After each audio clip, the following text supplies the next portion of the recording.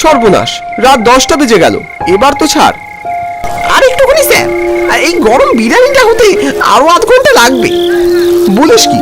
এরপর বাড়িতে তো সবাই চিন্তা করবে। না না স্যার, বছরে একটা দিন একটুখানি দেরি হলে কারোর বাড়িতে কিচ্ছু বলবে না, আপনি চাপ নেবেন না। বুঝলুম, মনির বাড়িতে ফিস্টের আয়োজনটা করে বড় ভুল করেছে। একে তো সব ছোট ছোট ছেলে মেয়ে, ওরা বিরিয়ানির মতো জটিল রেসিপি কি বানাতে পারে? তার উপর মনির বাড়িটাও শহরের থেকে বেশ দূর।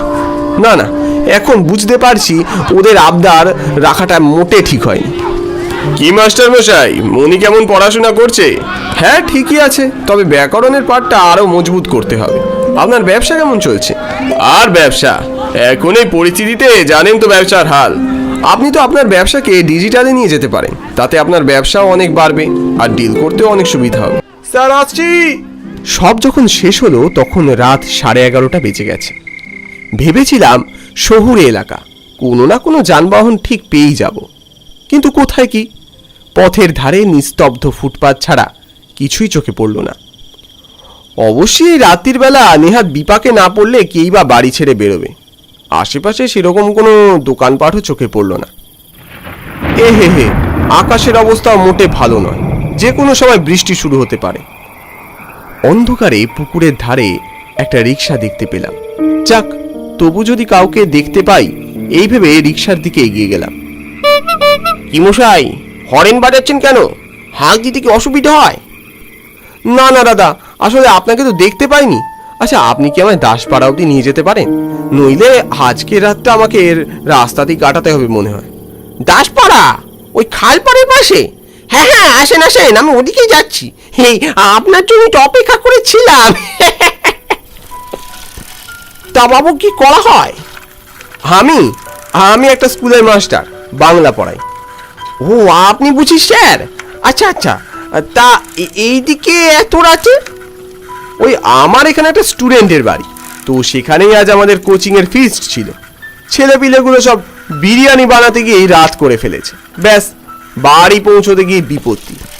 ও হো হো, বুঝলুম বুঝলুম। এ হে হে, বৃষ্টিটা এখনই আসবে মনে হয়। বলার সাথে সাথেই একরাশ দমকা হাওয়া বয়ে গেল একদম রিক্সা ঘেঁষে। রিক্সা কিন্তু এগুলো দিব্যি একই গতিতে। আচ্ছা, তোমার নামটা জানতে পারি? আমার নাম? আমার নাম স্যার ওই হারু। হারু। আচ্ছা।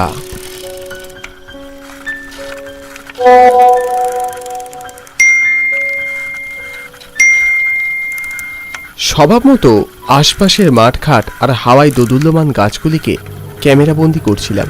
সহসা ক্যামেরার মধ্যে দূরে এক মানুষ দেখলুম, ধপধপে সাদা পোশাক পরনে। শুনেছি রাত বিরেতে এসব এলাকায় বহু ভূত প্রেতের বাস। না না, তবে আমি এসবের কোনোদিনই ধার ধারিনি। হারু রিকশায় ব্রেক কষলো হঠাৎ, তারপর বলল, স্যার, সামনে যাওয়া মোটে ঠিক হবে না। কেন? দেখছেন না, সামনে নিশি দাঁড়িয়ে আছে। একবার ওর কবলে পড়লে একদম পাঁচ আর উপায় নেই। তোমার মাথা আর আমার মুন্ডু। তুমি কি জানো এগুলো হচ্ছে গিয়ে প্র্যাঙ্ক? প্রথমে তোমায় ভয় দেখাবে, তারপর বলবে সরি, মজা করছিলাম, ফেসবুকে ছাড়বো। চলো চলো, দেরি হয়ে যাবে নয়তো। রোকো রোকো, আমি যাব। সমস্ত ব্যাপারটাই মিথ্যে প্রমাণ হলো যখন সামনে গিয়ে দেখলুম সাদা পাঞ্জাবি আর পাজামা পরে রাস্তার পাশে দাঁড়িয়ে রয়েছে আমার অতি পরিচিত জগৎ স্যার। আরে স্যার, আপনি এখানে? আরে বীরু, তুমিও এখানে? দেখো না, বড় বিপদে পড়েছি। আগে আসুন আসুন, উঠে আসুন, তারপর শুনছি। বাবা, আপনার সাথে কতদিন পর দেখা। সেই বারুইপুর হাই স্কুলে আপনার সাথে কত বছর কাটিয়েছি, তারপর ট্রান্সফার হয়ে গেল, আর যোগাযোগ রইল না। তারপর বলুন, এখানে কোথায় এসেছিলেন? মেয়ের বাড়ি এসেছিলাম, তারপর এখানে এনে কি ছাড়তে চায় ওরা? হ্যাঁ, একমাত্র মেয়ে বলে কথা। তবে বীরু, তোমায় আমার বড় ভালো লাগে, বুঝলে? কেন জানো? কেন স্যার? তুমি কি সুন্দর ছাত্রছাত্রীদের সাথে মিশে যেতে পারো। কি বলছেন স্যার? সবই তো আপনাদের কাছ থেকেই শেখা। বাই দ্য ওয়ে, এত রাতে কি আপনি কোনো ট্রেন বা বাস পাবেন? আচমকা সামনে কোনো তাল গাছের উপর বাজ পড়ল, সাথে সাথে প্রচন্ড ঝড় বৃষ্টি শুরু হলো। হু হু করে হাওয়ায় প্রায় রিক্সা উল্টে যাবার জোগাড়। হারু, হারু, রিক্সা থামাও, রিক্সা থামাও! বাবু, পাশে একটা সরাইখানা আছে, সেখানে চলুন। আমরা তিনজনেই পাশে এক পরিত্যক্ত সরাইখানায় ঢুকলাম। দেখে মনে হয় কমপক্ষে কয়েকশো বছরের পুরনো সরাইখানা। ফুটো ফাটা টিনের চাল, সুরকির দেওয়ালে চুনবালি খসে পড়ছে, চারদিকে গাছের ঝুড়ি নেমেছে। বাবা, এখানে সরাইখানা আছে নাকি? হ্যাঁ বাবু, এসে ব্রিটিশ আমলের সরাইখানা। এখানে আমার নিয়মিত যাতায়াত। এ হে হে হে, আপনারা তো একদম ভিজে গেছেন দেখছি। ডান বাবু, আমি দেখি কিছু পাই কিনা। বাইরে আকাশ ভেঙে বৃষ্টি শুরু হয়েছে। এলাকার গাছপালাগুলো উত্তাল হাওয়ায় মুহুর্মুহু দুলছে, যেন মনে হচ্ছে এই বুঝে আকাশ ভেঙে পড়বে। এ তো দেখি বৃষ্টি থামার নাম করছে না। চারদিকে মশা, স্যাঁতস্যাঁতে গন্ধ, এদিকে একটা প্রায় বাজতে যায়। শোনো বীরু, এ জায়গা ছেড়ে তুমি যত তাড়াতাড়ি সম্ভব বেরিয়ে যাও। এই জায়গা তোমার জন্য সুবিধার নয়। ঘরে ঢোকার সাথে সাথেই জগৎবাবুর আচরণ কেমন যেন বদলে যেতে শুরু করলো। কেন স্যার, হঠাৎ আপনি এ কথা বলছেন কেন? আহ, রাত 1টা বাজতে চললো। যাও, পালাও এখান থেকে। কি বলছেন স্যার? রাত 1টা বাজলে কি হবে? আমি তো কিছুই বুঝতে পারছি না। বাইরের বৃষ্টির বেগ দেখেছেন? আর তাছাড়া কেনই বা পালাতে যাব? তুমি জানো না এখানে তোমার সাথে কি হতে চলেছে? এখানে প্রতি পদে মৃত্যু ফাঁদ। তুমি এই মৃত্যু ক্ষেত্র ছেড়ে যত তাড়াতাড়ি সম্ভব চলে যাও। কথা শোনো। এই যে মশাই, স্যার কি উল্টো পাল্টা কি বোঝাচ্ছেন? এইখান থেকে স্যার কেন বলতে যাবে? তুমি চুপ করো। তোমার সাথে আমি কোনো কথা বলতে চাই না। আহ বীরু, দেরি করো না, যাও। স্যার একটু শান্ত হন, বেঞ্চটায় বসুন। তুমি বুঝতে পারছো না এখানে বিপদ লুকিয়ে আছে। ভয়ানক বিপদ, অন্ধকারের বিভীষিকা। দোহাই জগৎবাবু, আপনি একজন শিক্ষিত মানুষ হয়ে দয়া করে এসব ভণ্ড কথাবার্তা বলবেন না। বাইরের বৃষ্টিটা একবার দেখুন, প্রায় আকাশ ভেঙে পড়বে মনে হচ্ছে। এই ঝড় বৃষ্টিতে বেরোনো অসম্ভব। এই নেন বাবু, গাটা মুছে নিন, আমি একটু ভিতর থেকে আসছি। আর কোনো চিন্তা করবেন নি, এই জায়গাটা আমাদের বড় পরিচিত জায়গা। উফ, ভাগ্যিস এই সরাইখানাটা ছিল, নইলে দুর্যোগে কি করতাম কে জানে। সহসা ভিতর থেকে একটা হাট্টা কাট্টা গড়নের লোক হাতে লণ্ঠন নিয়ে বেরিয়ে এলো। বাবু, হারুদা ডাকছে। আসুন আসুন, ভিতরে থাকবার অনেক জায়গা আছে, আসুন। হারুও ভিতর থেকে হাঁক দিল। স্যার, ভিতরে থাকবার বন্দোবস্ত করেছি, চলে আসুন। কিন্তু আপনি কি? আমি এখানেই থাকি। জগৎ স্যার আমার হাত দুটো সজোরে চেপে ধরল। না বীরু, তুমি ভিতরে যাবে না। ওনার কথা শুনবেন না। আপনি শুধু সামনের দরজা দিয়ে দেখুন, ভিতরটা কত সুন্দর। আপনার রাতটা ভালো কাটবে। বীরেন, তুমি আমার অভিভাবক মানো কি না? হ্যাঁ মানি, কিন্তু বুঝেছি, এখন তুমি আমার কথা বিশ্বাস করবে না। তুমি যাও, আমি চললাম। বলেই জগৎবাবু মুহূর্তের মধ্যে ওই জায়গা ছেড়ে বেরিয়ে গেল। তারপর অন্ধকারে ঝড় বৃষ্টির মধ্যে তাকে আর দেখতে পেলুম না। এখানে আমারই বা কি করার আছে?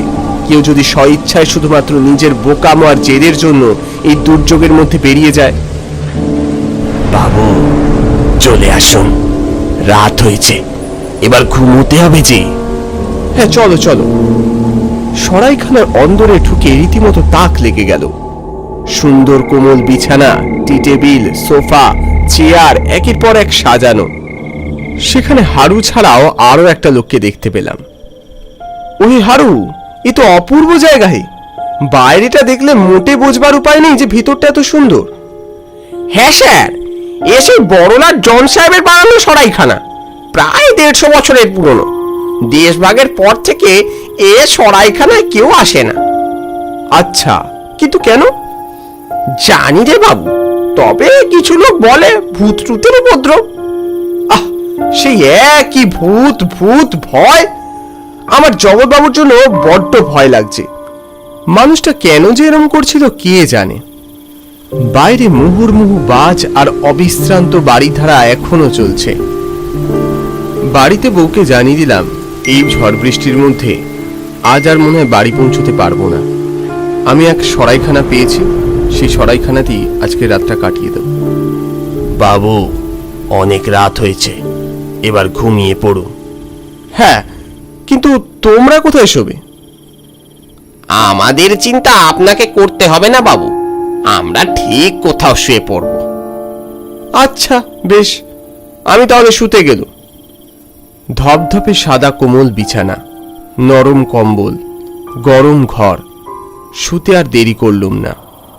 বৃষ্টির ঠান্ডা হাওয়ায় গরম কম্বলের ভিতর ঘুম আসলো নিমেষেই।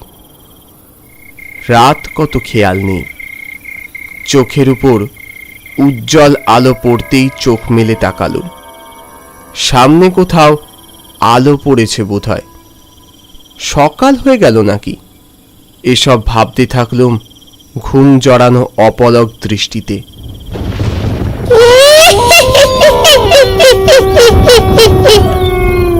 তারপর যা দেখলাম তাতে আমার গায়ের লোম মুহূর্তে খাড়া হয়ে উঠল। সামনে আলোর মধ্যে থেকে এগিয়ে এলো একটা বিভৎস রক্তাক্ত মুন্ড। তার চোখের কোটরে চোখ নেই, উজ্জ্বল আলো। চোষক দাঁতগুলো বের করা, তা থেকে রক্ত আর লালা ঝরছে, ঠিক যেন কাহিনীতে পড়া ড্রাকুলার প্রতিরূপ। কতদিন পর একটা গোটা জ্যান্ত মানুষকে পেলাম।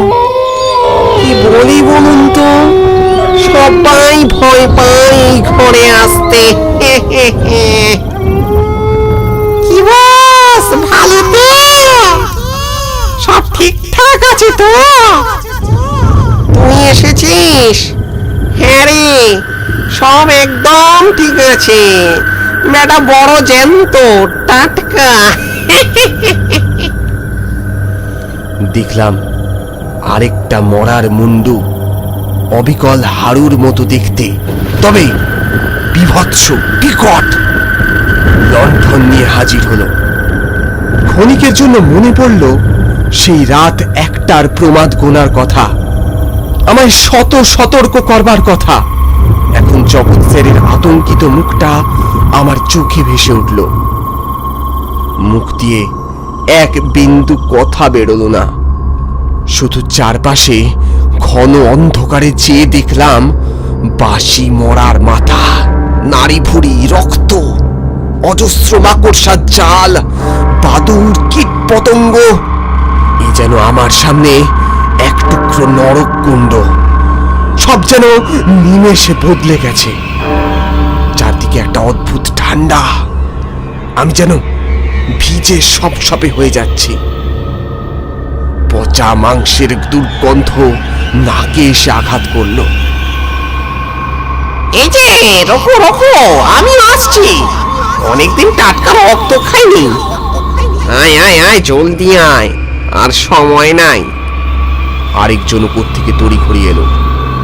আমার রক্ত পান করবে বলে ওরা যেন পাগল হয়ে উঠেছে। এ যেন অবিশ্বাস্য কোনো এক দুঃস্বপ্ন। ওরা আমার কাছে এগিয়ে আসলে চারপাশ কেমন যেন অসার হয়ে গেল। আমি চোখে ধাঁধা দেখলাম। এই অসীম শক্তির সাথে আমার বেড়ে ওঠা প্রায় অসম্ভব। ওরে শয়তান প্রেতাত্মা, তোরা কি ভাবলি আমি চলে গেছি? জগৎ স্যার? গভীর অন্ধকারে এক চিলতে আলোর ফলার মতো জগৎ স্যার এর ওপর থেকে, হাতে উদ্ধত মশাল। কি বললি? শয়তান প্রেতাত্মা? দাঁড়া, তোকে এক্ষুনি মজা দেখাচ্ছি। ওরা স্যারের দিকে বিষাক্ত লালা রস ছুড়ল, কিন্তু স্যারের গায়ে না লেগে হাওয়ায় মিলিয়ে গেল যেন। স্যার ঘরের চারদিকে আগুন লাগিয়ে দিল। পালাও বীরেন, পালাও! দাউ দাউ করে জ্বলে উঠল ঘরের চারদিক। আমার দেহের বাঁধন ক্রমশ আলগা হতে থাকলো। আমি সে দম বন্ধ করা পরিবেশ থেকে কোনো রকমে পালিয়ে বেরিয়ে এলাম। বাইরের বৃষ্টির দাপট কমেছে। আমি আর জগৎ স্যার উজ্জ্বল চাঁদের আলোয় পথ চিনে হাঁটতে থাকলাম। আচ্ছা জগৎবাবু, আপনি কিভাবে বুঝতে পেরেছিলেন ওখানে আমার বিপদ আছে? পূর্ণগ্রাস চন্দ্রগ্রহণে ওরা জেগে ওঠে, সরাইখানায় ঢুকেই আমি বুঝেছিলাম। আপনি বুঝে গিয়েছিলেন কিভাবে? আমি সব বুঝতে পারি বীরেন। তোমার মতো শিক্ষকদের আমি ভালোবাসি। তোমরা শিক্ষার আলো চারদিকে ছড়িয়ে দাও। বিদায়। চলতে চলতে স্যার হাওয়ায় মিলিয়ে গেল। সকালে বারুইপুর ফোন করে জানলুম জগৎ স্যার বহু বছর হয়েছে মারা গেছে। না, আত্মহত্যা করেছে। শুধুমাত্র কিছু মিথ্যে অভিযোগে তাকে জেলে যেতে হয়েছিল। থাক, সে আরেক গল্প।